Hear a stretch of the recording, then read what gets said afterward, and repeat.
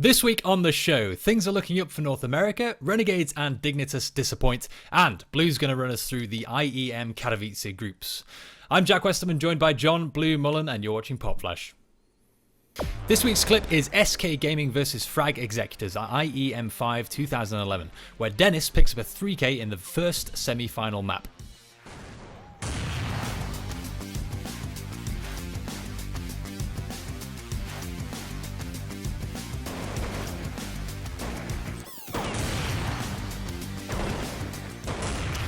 Unfortunately, SK would lose to FX 2 maps to 1, finishing in 4th place. Na'Vi would end up winning the tournament.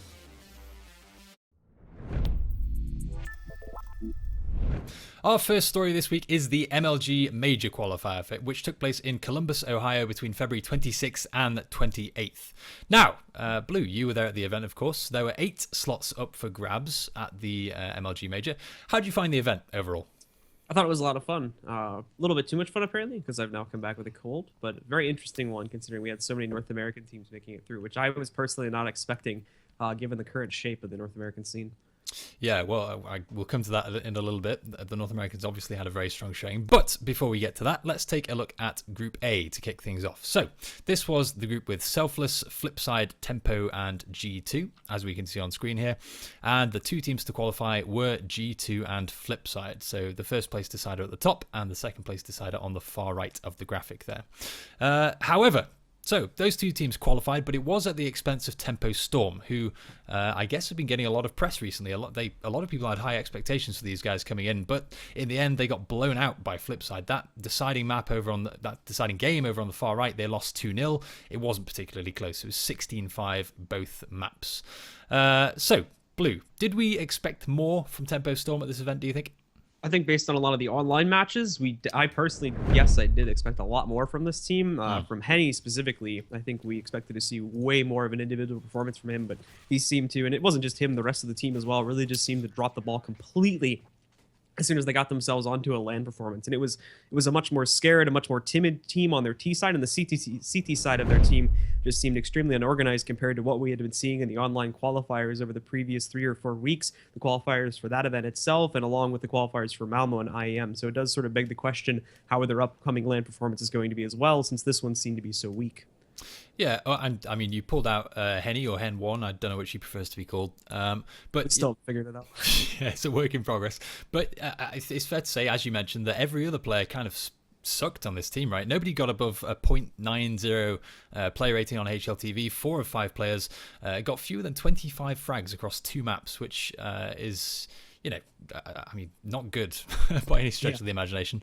Do you think it's just a case of pressure? Because this was, in the grand scheme of things, a pretty big event when you consider it, right? Yeah, I guess since that was really their first big LAN event, that's all we can really attest it to for the time being.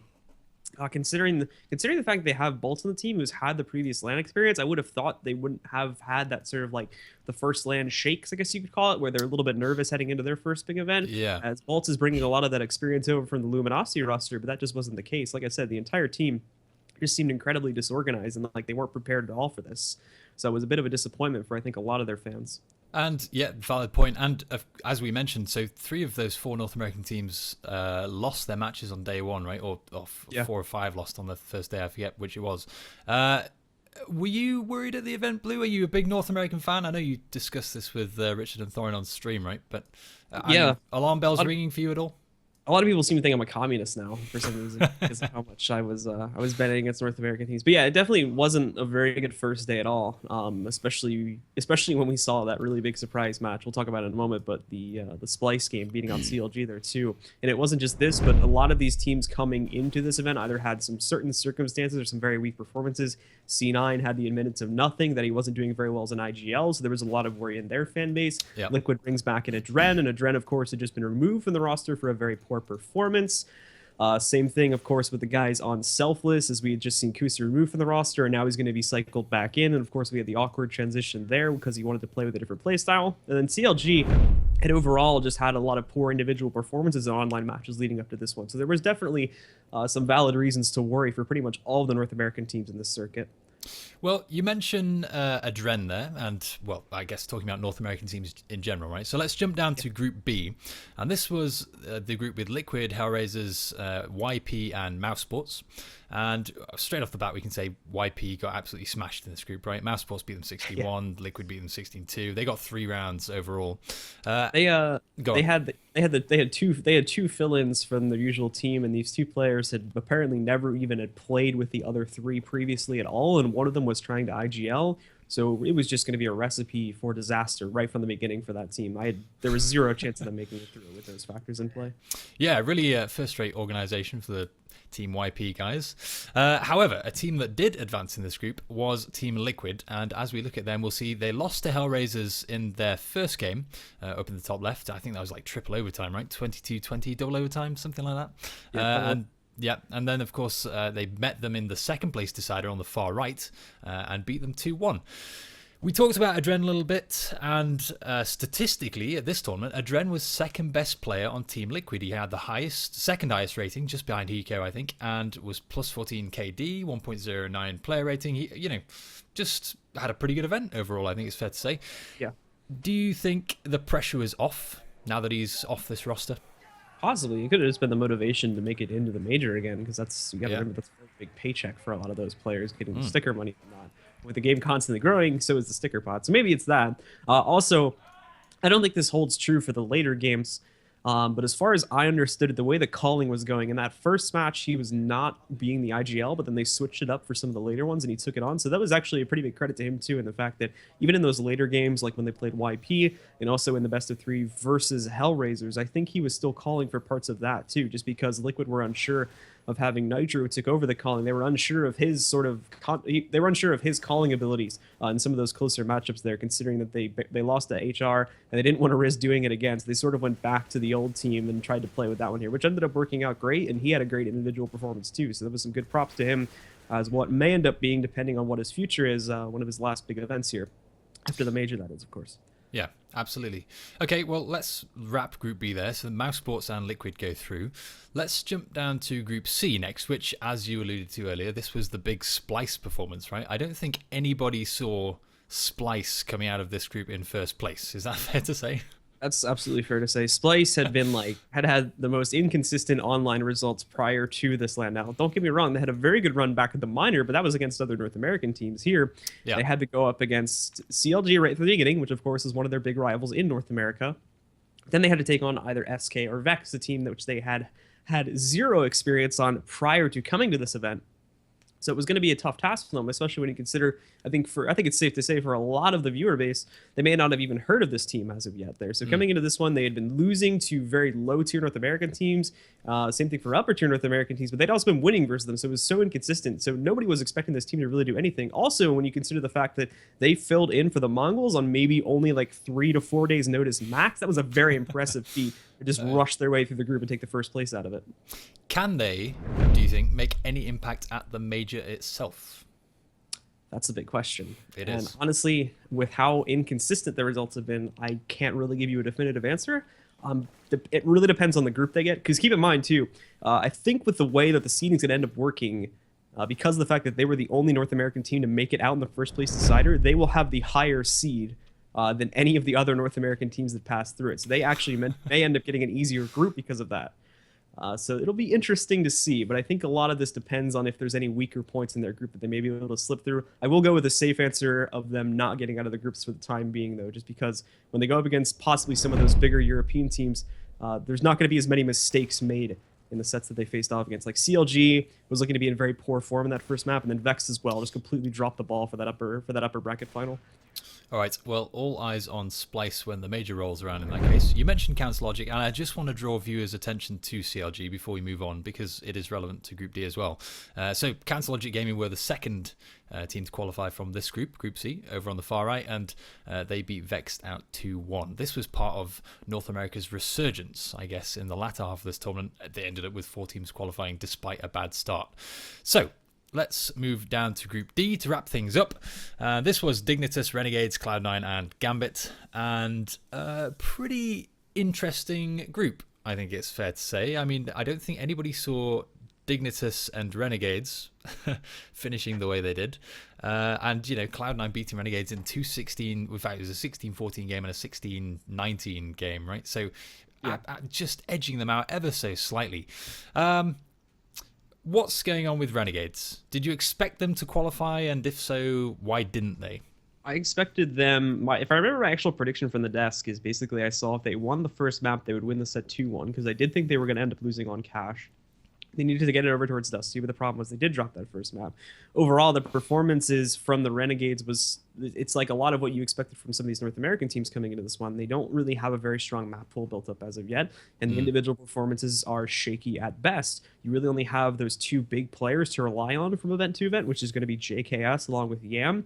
And Yam is actually pretty hit or miss too in some of his LAN games, as we saw back over at IEM, if I'm remembering that properly. So there's not really a lot of consistent heavy hitters from the side of Renegades, and this combined with the fact they don't have a very deep map pool when you look at them tactically, led to a lot of problems for them in their set versus C9, which of course eventually led to their elimination.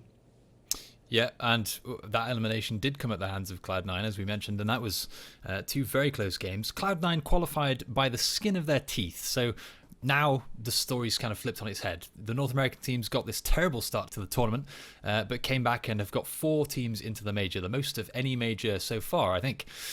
Yeah. But are we impressed with the North Americans' play? Cloud9 in particular, I don't think looked particularly good. I mean, they were saved in the second map, some would say, by Shroud, right?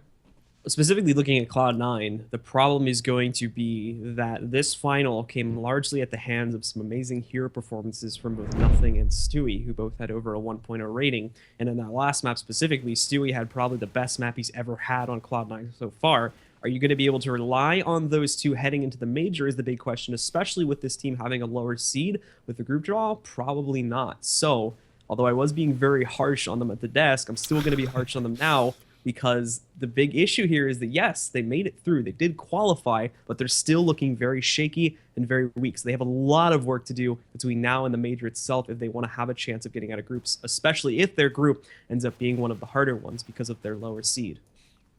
Absolutely. Okay, well, I guess all that remains is for Counter-Strike fans to wait 1 month until the major rolls around. So that was the MLG Major Qualifier, which took place in Columbus, Ohio from February 26th to 28th. And before we move over to our second topic this week, let's stop in with Miss Harvey for a CS fact.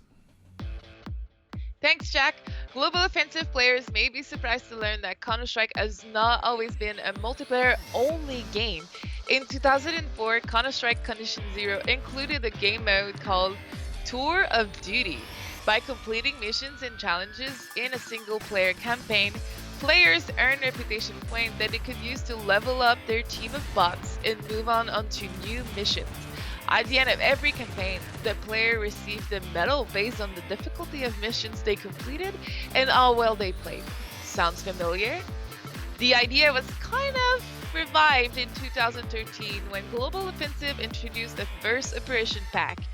Operation Payback gave Counter-Strike players new challenges to complete for the first time in nearly 10 years. Thank you very much, Steph. Now, our second story this week, Blue, is IEM Katowice, which is live today, actually. It starts on March the 2nd and finishes on March the 5th. And while it's not a proper major, I guess it's not a Valve-endorsed major, there are $250,000 up for grabs here. So, pretty big event. Let's have a look at the groups on screen now. This is Group A on the left and Group B on the right. And Group A is playing out today, in fact. PopFlash is recorded a day early, so we can't talk about the results as they're happening now. Blue, you're going to have to speculate a little bit around Group A, but Group B is coming up tomorrow. Now, the format of this tournament is a little bit weird, I think, based on, well, I mean, you've got $250,000 up for grabs, but these groups are essentially best of one, right? It's round robin, just one map between each team. The group winner goes directly to the semi-final, and the second and third place teams cross groups and play each other in the quarterfinals, right? What do we think about this format for a tournament of this scale, Blue? So you're looking at 12 teams there, so that's already like an odd number of teams. So you have to do something weird to make sure that the brackets even themselves out as you go into the playoff stages of it. So I do like the fact that if you win the group, if you dominate everybody else, then you just go directly into the semifinals. You've earned that spot there. I mean, of course, the second and third place crossing over and going into the quarterfinals makes sense to keep the teams varied there. And also best of one, I honestly don't think it's the worst thing in the world here when you consider the fact that it's full round robin. Everybody's going to play everybody. So, I mean, if you can't rack up a couple of wins at the very least in that many maps, then obviously you're going to deserve to get knocked out anyway. It's not like the GSL best of one group stages where it's like if you lose 2 best of ones and you're out immediately, you have way more chances to prove yourself here. And if you're not going to be able to prove yourself in any of those, then well, it's kind of your own fault at that point. So I think it's a perfectly fine format for the number of teams that the guys over at ESL are working with here. All right. Well, as we said, we can't talk too much about Group A because they're literally playing as we speak. But I mean, well, walk us through some of these teams. Is it fair to say that Fnatic, Na'Vi, and Luminosity are kind of the favorites coming out of this group? Pretty stacked group there. I think it's going to be a pretty consistent chance that one of those 3 may be able to win. And Luminosity's been on form recently. I would probably peg them, if anything, to be the weakest one, or at least the most likely to maybe get knocked out due to an upset or 2 they're heading in. However, the other 3 teams they're working with are not necessarily the strongest. Mountain Sports did just qualify for the major, so they're coming off of a win. But even they had some of the shakier matches to be able to qualify through for it. NIP, we don't really know what kind of form they're in yet because they haven't really had any chances to show that as of yet here this year. So this is going to be a new chance for them to try and show up. And the Mongols, yes, they may have a dark horse factor working with them, but I don't think that's going to be strong enough to strike down Fnatic, Na'Vi, or Luminosity when you consider the tier of those 3 teams. Okay, so I guess take-home point for viewers is Fnatic and Na'Vi are the locks. The 2 locks. Luminosity may drop, is what we're saying. Very small chance that they may drop, but yes. Okay. Out of those 3, that would probably be the more likely one. All right. Well, by the time PopFlash is published tomorrow or Wednesday, if you're watching this, we may already know Luminosity may have been eliminated. So don't hold it against Blue if he's wrong on that one. They listen, man. I'm looking at the sheet. You told me to pick one. I'm picking one. No, absolutely. That's fine for me. Well, Group B we can talk about with a little more confidence because they don't play till tomorrow, Thursday. So I guess it's a bit more up in the air, right? These teams are a little more evenly matched. You've got the likes of Envy, Astralis, VP, FaZe, Frag, and Tempo. Who are you looking at in this group, do you think, Blue? Who would you put your money on in this bracket? I'd say, first of all, Envious and Astralis are pretty safe locks to be one of the two at least out of the 3 teams that'll make it out of here. But that 3rd slot is kind of open. Virtus.Pro, as we all know, has been in very, very weak shape as of late. Yeah. FaZe hasn't necessarily been the best. I wouldn't describe them as very vulnerable right now, but there is a chance when they show up at this event and show up even worse than some of their previous ones. And not only this too, but Frag coming into this one has been looking very strong in some of their games. There's a big chance for them to actually steal away that 3rd slot if they bring their top performance, and Tempo Storm as well. Coming off of the last week's major qualifier performance, I don't think we're going to be able to see them get through the groups, but maybe if they improve off of what we saw from them last week, and we could see an upset from them as well. But I think that's a much lower chance than some of the others here taking it away. My safe locks, if I had to pick 3 right from the bat, would probably be Envious, Astralis, and FaZe. But there is a chance, of course, for Virtus.Pro or Frag to take that 3rd slot as well. Yeah, well, you mentioned Virtus.Pro, and quite rightly, you say they've been having a dismal start to the year. I think they're 1 for 11 in ESEA's Pro League. They finished last at DreamHack Leipzig, which I guess you just wouldn't dream of for a roster of this kind of pedigree, right? Yeah. However, they're used to performing in big tournaments. This is Katowice, so it's in Poland, home soil. I mean, does that favor a team like this? How much will they draw from their surroundings, do you think? It can definitely help. There's definitely no doubting that. However, it's like not even like that they've been on and off recently. They've been completely off. With a 1-11 record, as you just said, in the ESL Pro League right now, I'm pretty sure they basically have a 0% chance of even making it to the LAN, and this is within the first 3 weeks of the league starting. So these guys are already out for the big LAN finals. They've been looking, it's not even like these are really close matches either. They've just been getting decimated. So regardless of the home field advantage, I don't really think it's going to be enough to put them up to a point where they can actually get themselves very far in the tournament if they even get out of groups. All right, well, I guess you've given us the rundown on Group A and Group B. Last question before we wrap this topic up as well. And it's about Fnatic because they've been winning everything, Blue. I mean, what's it going to take to stop these guys from winning yet another tournament? Is this theirs to win, do you think? Definitely. Coming into this one, it would be their tournament to lose. They've still been looking like way strong. It's a very close battle, though, when you compare it to some of these other teams. And I don't know off of the bat who would probably be the second team to try and smite them down. Just thinking about it here really quickly, I would probably peg Na'Vi as the team to do it. But if that's the case, and if we assume Fnatic is going to actually end up winning Group A, then Navi have to work their way from the quarterfinals, and there is a chance that we could see them getting knocked out early there too, in which case Fnatic, in my opinion, should hold a pretty strong advantage over basically any other opponent in there. So it's going to be a rough one to knock down Fnatic, because despite some of the closer matchups they've been having recently, they still are looking very consistent in a lot of these bigger LAN matchups. That's it for this week. I'm Jack Westerman, joined by John Blue Mullen. And we'll be back next Wednesday with another episode of PopFlash.